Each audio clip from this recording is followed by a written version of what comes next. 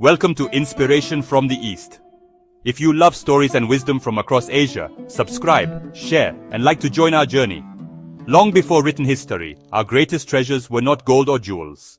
These treasures were stories held in the memory of the people. They were the most valuable inheritance a culture could possess, a wealth of wisdom, imagination, and identity.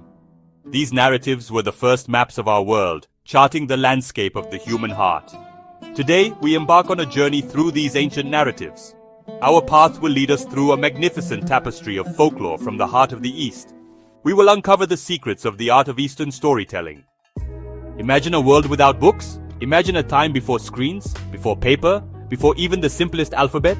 How did people learn? How did they remember their history? How did they share their most important beliefs?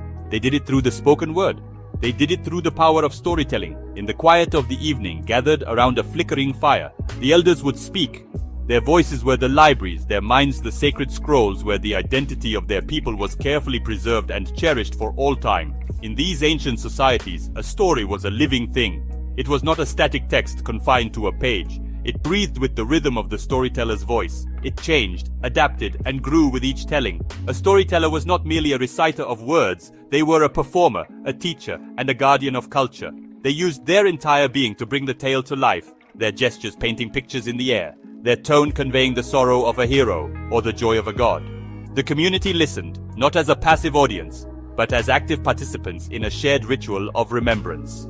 This oral tradition was the first great school. It was how children learned the difference between right and wrong. It was how they learned about their ancestors, the brave deeds they performed, and the legacy they left behind. Stories explained the changing of the seasons, the patterns of the stars, and the proper way to conduct rituals. They were a complete guide to life, a comprehensive encyclopedia of knowledge passed down not through ink and parchment, but through the intimate and powerful connection of human voice and human ear. The importance of this tradition cannot be overstated. It was the glue that held communities together, forging a powerful and unbreakable bond of shared identity. To hear these stories was to know who you were and where you came from. It was to understand your place in the grand cosmic order of things. Before empires rose and fell, before grand monuments were built from stone, the most enduring structures were these invisible architectures of narrative, built to last for an eternity in the hearts of the people who heard them. In the East, a story is never just a story. It is never a simple diversion or a fleeting moment of entertainment. It is something much more profound, much more essential. Think of a story as a tiny seed. It may seem small and insignificant at first, but within it lies the potential for something vast and magnificent. When this seed is planted in the fertile ground of a community's imagination, it begins to grow, putting down deep roots and sending strong branches reaching toward the sky, becoming a great tree of culture. This metaphorical tree is the very essence of a society. Its roots are the foundational myths that explain the origins of the world and the people themselves. The sturdy trunk represents the core values and moral codes that provide structure and stability. The sprawling branches are the culture's art, its music, its dance, and its rituals, all drawing life from the central narrative.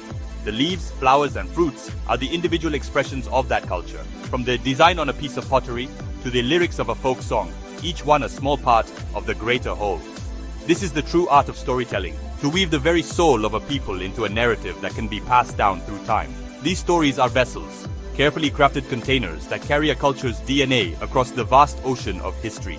They transport a society's most cherished values, its unique cosmology, its deepest, most primal fears, and its highest, most noble aspirations. They teach lessons not through dry lectures, but through the compelling drama of gods, heroes, and villains, making wisdom unforgettable.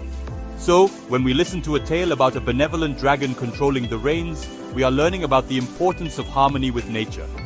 When we hear an epic about a hero's quest to uphold their duty, we are learning about righteousness and responsibility. These narratives were the foundation upon which societies were built. They were the blueprints for living, the invisible guides that shaped everything from family structures to systems of governance, ensuring that the spirit of the culture would not only survive, but thrive for generations to come. Our exploration will not be a simple linear one. The world of Eastern storytelling is not a single monolithic entity. It is a vast and intricate tapestry, woven from countless different threads, each with its own unique color, texture, and history. This diversity is its greatest strength. From the snowy peaks of the Himalayas to the tropical islands of Southeast Asia, from the deserts of the Middle East to the bustling cities of the Far East, Each region has contributed its own unique patterns to this magnificent creation, creating a whole that is breathtaking in its complexity. We will delve into the three great threads that form the backbone of this tradition. First, we will explore the world of myths. These are the grand foundational tales that seek to explain the cosmos itself. They are stories of creation, of divine beings who shape reality, and of the fundamental forces that govern the universe. Then, we will turn to legends, the epic sagas that often take a kernel of historical truth and elevate it to mythic proportions. These are the stories of larger-than-life heroes, whose actions embody the virtues a culture strives to achieve. Finally, we will examine the simple yet profound world of fables.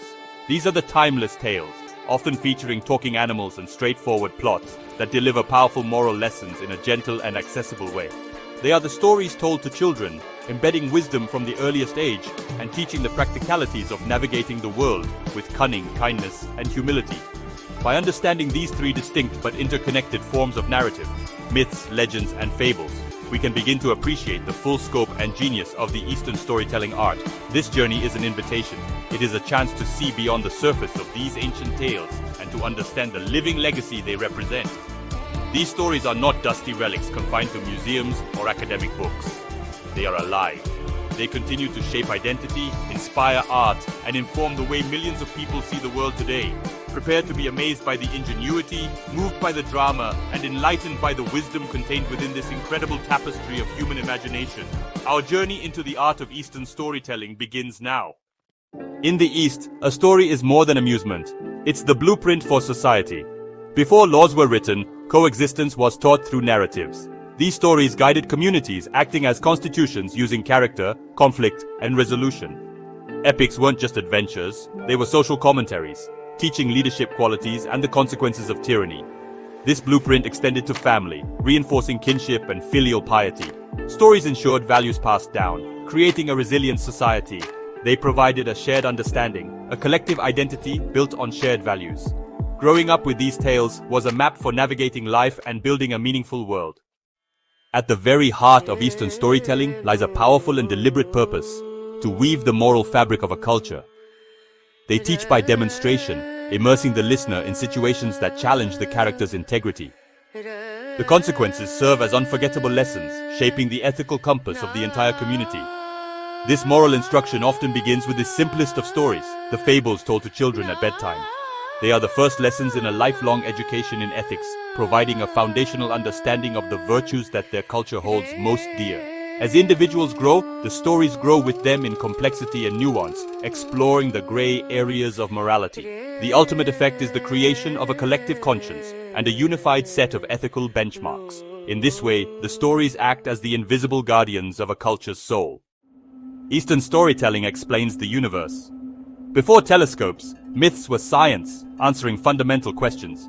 These stories provided a coherent cosmology, transforming chaos into order. Creation myths imbue the world with divine purpose. They're poetic expressions of origins and interconnectedness. The cosmos is alive, nature personified. Myths fostered respect for the world, humanity part of a cosmic family. This story-built cosmos provided psychological comfort. Life was part of a grand drama, reflecting celestial order. This gave life a depth beyond material explanations. Every element had a story. Stories in the East serve as powerful mirrors, reflecting the deepest psychology of a people. They hold up an image not just of who people are, but of who they aspire to be. The legendary heroes that populate these tales are the ultimate embodiments of a culture's highest ideals. They are paragons of courage, loyalty, wisdom, and compassion. The unwavering righteousness of Prince Rama, the clever resilience of the Monkey King Sun Wukong, or the selfless dedication of a noble samurai warrior. These figures represent the pinnacle of human potential, as envisioned by their respective cultures. They are the role models everyone is encouraged to emulate. By celebrating these heroes, the stories create a powerful, motivational force within society. A young person hearing the epic of a hero who overcomes impossible odds is not just being entertained, they are being inspired to cultivate perseverance in their own life. A tale that praises a character for their unwavering honesty in the face of temptation serves as a powerful encouragement for ethical behavior. These narratives provide a gallery of greatness, a collection of inspiring portraits that instill a desire for self-improvement and a striving toward the noble virtues that define the heroic ideal. At the same time, these narrative mirrors also reflect a culture's deepest and most primal fears. The villains of these stories are not just generic antagonists, they are the personification of the very things a society dreads most. The tyrannical demons, or asuras, represent the chaos and adharma, the unrighteousness that threatens cosmic and social order. Deceitful spirits, greedy ghosts, and vengeful monsters embody the dangers of moral corruption, selfishness, and a disconnect from one's community and spiritual duties. These figures give a face to the abstract fears that haunt the human psyche. In dramatizing the battles between these heroes and villains, the stories provide a safe and controlled space to confront these fears. They reassure the audience that while evil and chaos are real and powerful forces, they can be overcome through virtue, courage, and collective action. The eventual triumph of the hero is a symbolic victory over the darkness that resides both in the world and within the human heart. In this way, the stories act as a form of cultural catharsis, acknowledging the existence of fear and evil while ultimately affirming the power of good, providing both a warning and a source of profound hope. Eastern storytelling acts as a calendar, a farmer's almanac, and a guide to living in harmony with nature. The narratives are rooted in the specific geography and ecology of their homeland. The stories move to the rhythm of nature itself, reflecting a worldview where human life is an integral part of the Earth's cycles. Many myths embed crucial environmental knowledge into memorable narratives. Animals, plants, rivers, and mountains are often depicted as sentient beings with their own spirits and wisdom. To harm the natural world was a spiritual transgression against the very beings who sustained life. Certain stories were told only during specific seasons, synchronizing the cultural life of the community with the natural pulse of the world. The stories of the East are more than tales. They are the enduring genetic code of a culture. This narrative DNA carries instructions for what it means to be a member of that society. Like biological DNA, this story code is passed down, ensuring cultural identity across time. The genius of this system is its flexibility. The core message remains, but details adapt to reflect contemporary concerns. This enduring code shapes perception and identity. To study Eastern storytelling is to read this cultural DNA. Understanding these narratives are a living force. They are the invisible architecture of identity and the timeless source of wisdom. This enduring code is the East's profound gift to the world. Cheo, at the dawn of human consciousness, we looked up at the star-filled night sky and asked the grandest questions. Where did all of this come from? Who are we, and why are we here? Before science, humanity turned to story. Myths were the first attempts to answer these profound questions, the sacred science of the ancient world, transforming mystery into a universe of purpose. They are the most ambitious narratives, seeking to explain everything. These are the stories that give a culture its cosmic address, connecting their small lives to the immense drama of the cosmos itself. A myth appeals to the heart and the imagination, filled with intention and personality, speaking in a language of powerful symbols. As we venture into Eastern myths, we step into the heart of a culture's worldview. Every culture needs a beginning. Eastern creation myths offer unique blueprints for the cosmos. In Chinese mythology, Pangu emerged from a cosmic egg, his body becoming the world. In India, creation is cyclical. Vishnu dreams the universe into existence. These narratives convey deep truths about reality. Pangu illustrates interconnectedness. The Hindu cycle teaches about impermanence. These stories make philosophical ideas accessible. Ancient storytellers transformed the impersonal universe into something intimate. They gave it history, purpose, and divine heritage. Once the world was created, the myths populated it with a dazzling array of gods and goddesses. This was not simply an act of fantasy. It was a way of organizing and understanding the various forces that govern human life and the natural world. Each deity in the Eastern pantheon had a specific domain and purpose, representing everything from abstract concepts like wisdom and justice to natural phenomena like the sun, the rain, and the harvest.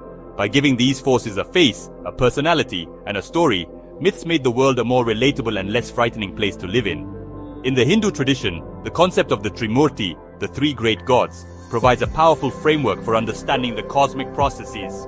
Brahma is the creator, the force of emergence and new beginnings. Vishnu is the preserver, the force that maintains order, balance, and righteousness in the universe. Shiva is the destroyer, the force that dissolves the old to make way for the new, representing change and transformation. Together, they embody the complete and eternal cycle of existence, showing that creation, preservation, and destruction are all necessary and interconnected parts of a single divine process. Similarly, in Japanese Shinto mythology, the world is inhabited by countless kami, or gods and spirits. there is Amaterasu, the glorious goddess of the sun from whom the imperial family is said to descend. There is Susanoo, her tempestuous brother, the god of storms and the sea. There are also smaller local kami that inhabit specific mountains, waterfalls, trees, and even rocks. This belief that divinity permeates the entire natural world fosters a deep and abiding respect for nature. It encourages a relationship of harmony and reverence, seeing the divine in every aspect of the landscape. These pantheons provided a rich source of drama and storytelling. The interactions between the gods, their alliances, their conflicts, their loves, and their rivalries formed the basis for countless myths. These tales were not just entertaining, they were also deeply instructional. They explored complex themes of power, duty, sacrifice, and morality on a grand cosmic scale. By observing the actions of the gods, humans could learn about the nature of virtue and vice, and understand the divine principles that were believed to govern their own lives and destinies here on Earth. When we think of myths, certain creatures immediately come to mind. One of the most powerful and enduring figures in Eastern mythology is the dragon. However, it's crucial to understand that the Eastern dragon is a very different creature from the monstrous, fire-breathing beast, often found in Western folklore. The dragons of the West are frequently depicted as malevolent hoarders of treasure, symbols of greed and chaos that must be slain by a virtuous knight. They represent a primal evil that needs to be conquered and destroyed, a force that stands in opposition to humanity and civilization. In the East, particularly in China and its surrounding cultures, the dragon is an entirely different being. It's a divine, benevolent creature, a composite of many animals, symbolizing power, luck, good fortune, and most importantly, control over the element of water. The dragon was seen as the master of rain, rivers, lakes, and seas. In an agrarian society where rainfall meant the difference between a bountiful harvest and a devastating famine, the dragon was a revered and worshipped figure. It was not a monster to be feared, but a powerful benefactor whose favor was essential for survival and prosperity. This benevolent nature made the dragon a potent symbol of imperial power and nobility. The emperor of China was often referred to as the son of heaven, and the dragon was his personal emblem. His throne was the dragon throne, and his face was the dragon face. This association signified that the emperor, like the dragon, was a divine intermediary between the heavens and the earth, responsible for maintaining order, harmony, and prosperity for his people.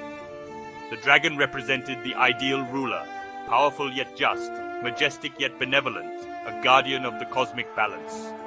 The myth of the dragon thus gave order and meaning to both the natural world and the social structure. It explained the life-giving rains and the destructive floods, attributing them to the moods and actions of these powerful celestial beings. It also legitimized the authority of the ruler, framing his power not as a mere human conquest, but as a divine mandate.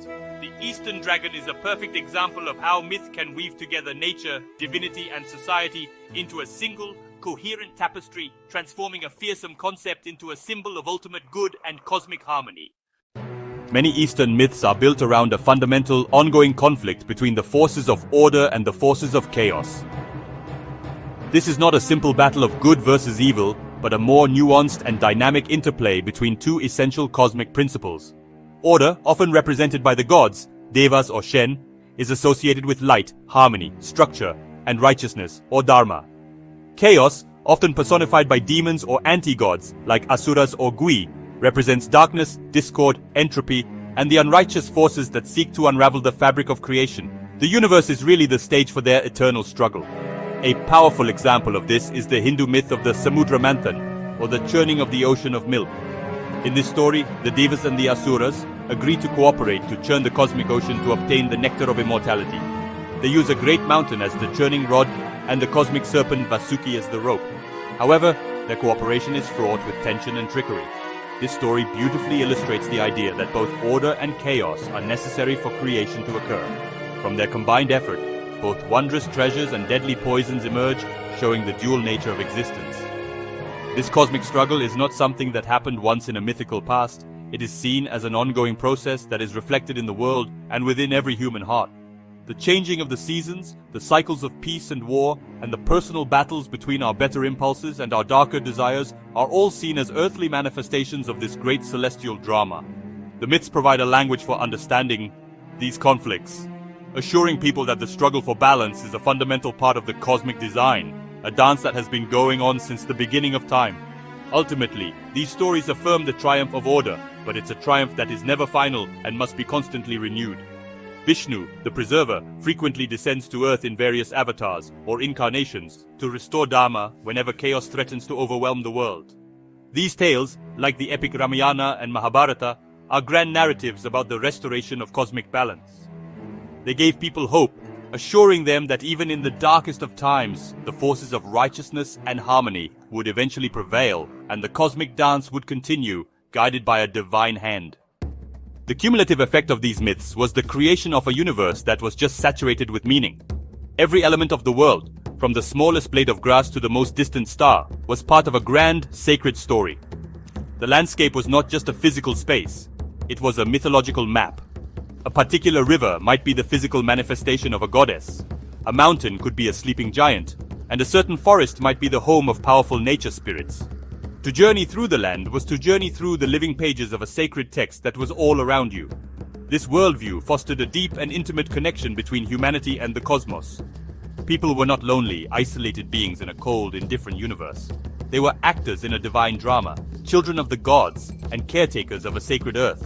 Their daily rituals, from morning prayers to harvest festivals, were ways of participating in this cosmic story, aligning their lives with the rhythms of the heavens and acknowledging their place in the great chain of being. This gave even the most mundane aspects of life a profound sense of purpose and significance.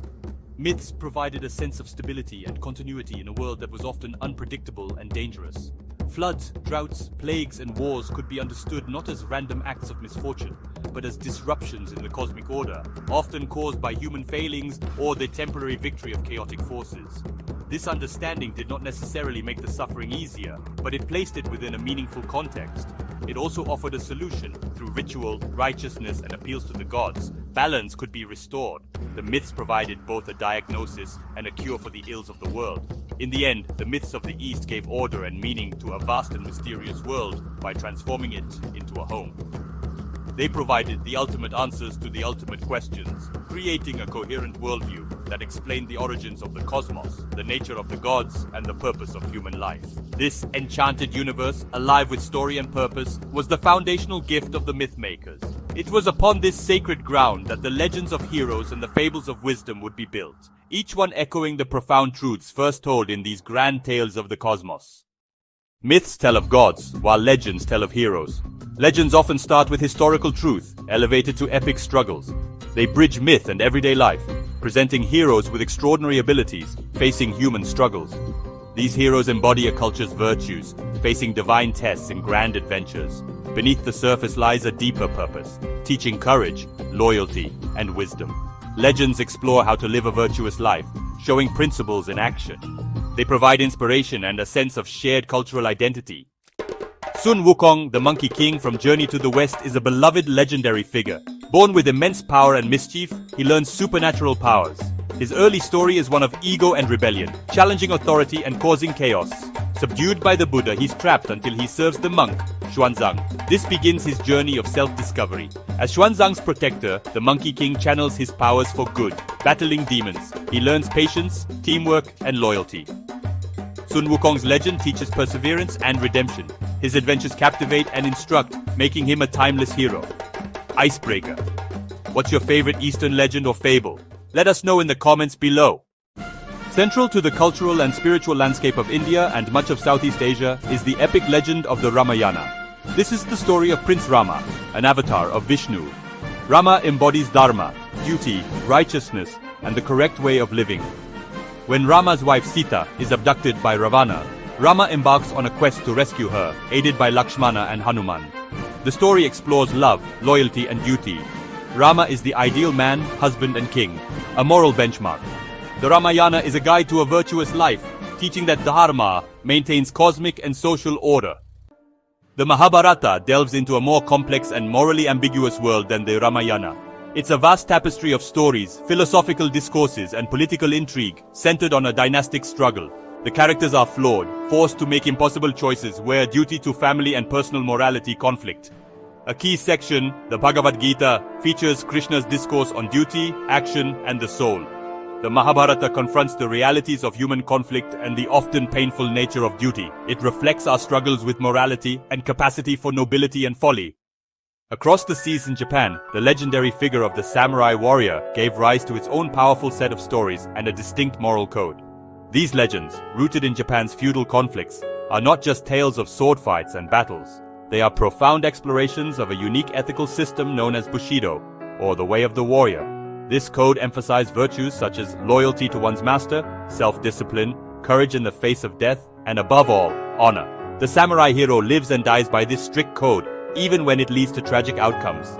One of the most famous legends is the tale of the 47 Ronin. Based on a real historical event, it tells the story of samurai whose master is unjustly forced to commit ritual suicide. They become Ronin, or masterless samurai, a position of great disgrace.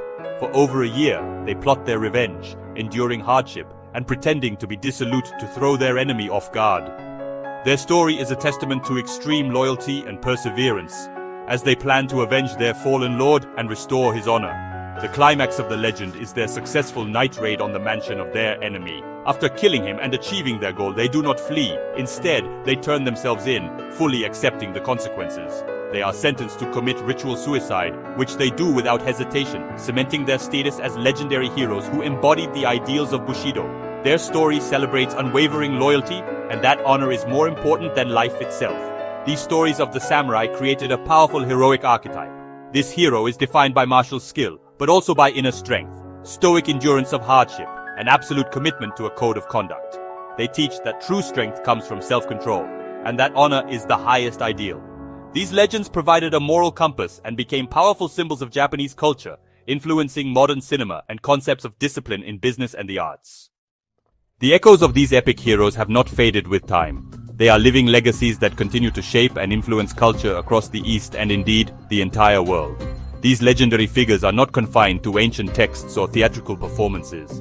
They have proven to be remarkably adaptable, finding new life in every form of modern media imaginable. The Monkey King's adventures are retold in countless television series, blockbuster films, and popular video games. The Ramayana and Mahabharata are the subjects of epic graphic novels and animated series that bring their moral complexities to new generations. These modern adaptations serve a crucial function. They act as a bridge, connecting the youth of today with the foundational stories of their cultural heritage. A child might first encounter the principles of Dharma not by reading a dense epic, but by watching a vibrant animated film about Prince Rama's quest. A teenager might learn about the complexities of loyalty and redemption by playing a video game where they control a character based on Sun Wukong. These new forms ensure that the core values and timeless lessons embedded within the legends remain relevant and accessible in our fast-paced digital world. Furthermore, the archetypes established by these legendary heroes have become a part of the global storytelling vocabulary. The noble hero on a righteous quest, the mischievous but redeemable rogue, the wise mentor, and the honorable warrior who lives by a code. These character types, so powerfully defined in Eastern legends, can be seen in stories created all over the world. They have become part of a universal language of heroism, demonstrating the cross-cultural appeal and profound human truths contained within these ancient tales, influencing storytellers far beyond their original borders. Ultimately, the enduring power of these legends lies in their ability to speak to the hero within all of us. They remind us of our own potential for courage, for loyalty, for perseverance, and for redemption. They hold up a mirror that reflects not only the ideals of a specific culture, but also the universal human aspiration to live a life of meaning and purpose. The echoes of Rama, the Monkey King, Arjuna, and the samurai are all around us, a constant and powerful reminder that the greatest battles are often fought within our own hearts, and that the path of the hero is a journey available to us all. From grand battles, we journey to the forest floor, riverbank, and farmer's field. Here, fables shine in their most universal form. They use simple plots and talking animals to deliver profound moral lessons. The genius of the fable lies in its deceptive simplicity. Animal characters act as masks, commenting on human behavior. Fables are the narratives that belong to everyone. They teach essential life skills and are a practical guide to navigating the social world. In this simplicity, we find incredible power. By giving voice to the smallest creatures, these stories remind us that wisdom can be found in the most unexpected places. The Panchatantra, originating from ancient India, is a collection of fables. According to the frame story, it was created for royalty. A scholar named Vishnu Sharma was tasked with educating 3 dull princes. He chose to impart wisdom through animal fables, promising to make them wise rulers. Each treatise focuses on a principle of worldly wisdom. The sections have titles like The Loss of Friends and of Crows and Owls. The Panchatantra teaches how to identify true friends and succeed in a competitive world. Its success was monumental, spreading west and influencing tales across cultures. In Southeast Asian folklore, Sang Kansil, the mouse deer, is a tiny, weak creature who survives the jungle not by strength, but by outsmarting predators like tigers and crocodiles. In one famous tale, he tricks crocodiles into lining up so he can cross a river, pretending to count them for a royal feast. These stories celebrate the underdog, showing that intelligence and creativity can overcome brute force. Sang Kansil's cleverness inspires listeners to use wit and resourcefulness, no matter their size or status. His tales remind us, a sharp mind is the greatest tool for overcoming life's challenges. Fables turn animals into living symbols. Lions for power, foxes for cunning, ants for diligence, making complex human traits instantly relatable. These stories use animal archetypes as a universal language, teaching lessons about perseverance, teamwork, and patience through memorable images. Fables encourage us to see wisdom in the natural world, transforming everyday creatures into teachers. They remind us that the world is full of lessons, if we pay attention to its subtle voices. In Eastern storytelling, even the smallest animal or quietest moment can reveal profound truths. Fables are often our first teachers, shaping our sense of right and wrong from childhood. Their simple stories grow with us, revealing deeper meanings about trust, community, and human nature as we age. Whether inspiring a child or guiding a leader, these tales adapt to every stage of life. Fables endure because they are easy to remember, yet endlessly profound. Their timeless wisdom about kindness, intelligence, and humility remains relevant for all generations. In Eastern tradition, storytelling is a vibrant communal event. More than just words, it's a performance that engages all the senses. Storytellers use voice, gesture, music, and art to bring tales to life, transforming stories into shared experiences. These gatherings strengthen community bonds, making the audience active participants in the culture's values and dreams. The magic lies not just in the story, but in how it's told, immersive, dynamic, and unforgettable. To truly understand Eastern storytelling, we must appreciate the artistry of its performance traditions. In Indonesia and Malaysia, Wayang Kulit shadow puppetry transforms a simple screen into a world of myth and meaning. The dalang, or master puppeteer, animates intricate puppets, voices every character, and conducts the gamelan orchestra, all at once. These performances blend epic tales, social commentary, and humor, making ancient stories feel immediate and relevant. The flickering shadows and hypnotic music create a spiritual, communal experience that connects audiences to their heritage. Wayang Kulit is not just entertainment, it's a living bridge between the human and the legendary. In Japan, Kamishibai, paper drama, brought stories to life on street corners with illustrated cards and a storyteller's voice. Children gathered as the storyteller revealed each scene, building suspense and wonder with every card. Tales ranged from folklore to adventure serials, often ending on cliffhangers that kept audiences coming back. Kamishibai fostered community and a love of stories, using simple tools to create lasting magic. Though its heyday has passed, Kamishibai endures as a testament to the power of storytelling and imagination. In Kerala, stories are told through the electrifying language of the body. This is Kathakali, a powerful form of classical dance drama, a spectacle of vibrant color, intense expressions, and dynamic movement.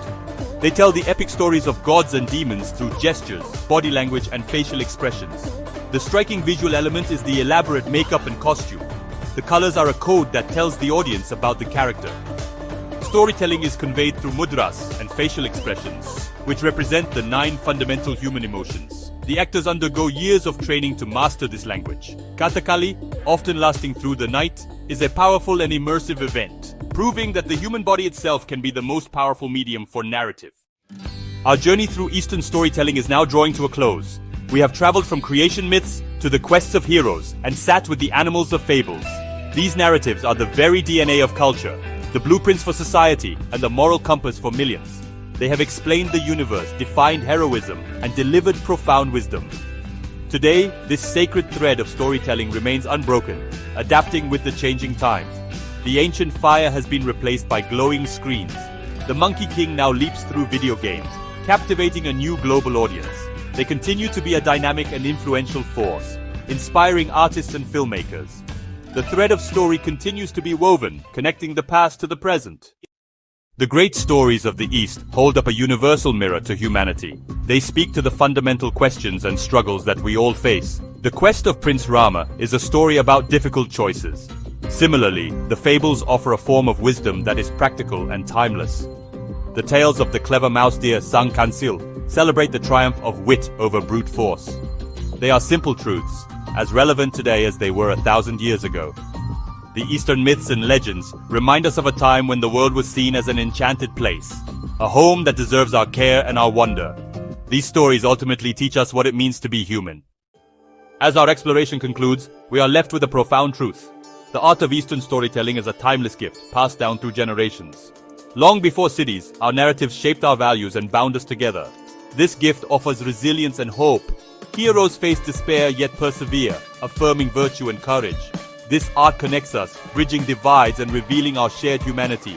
Ultimately, Eastern storytelling affirms that the most powerful force is a well-told story. It can give meaning to a cosmos and purpose to a single life. In retelling these narratives, we participate in creating what it means to be human. Thank you for watching. If you enjoyed this journey, subscribe, share, like, and comment your thoughts below. See you in the next story.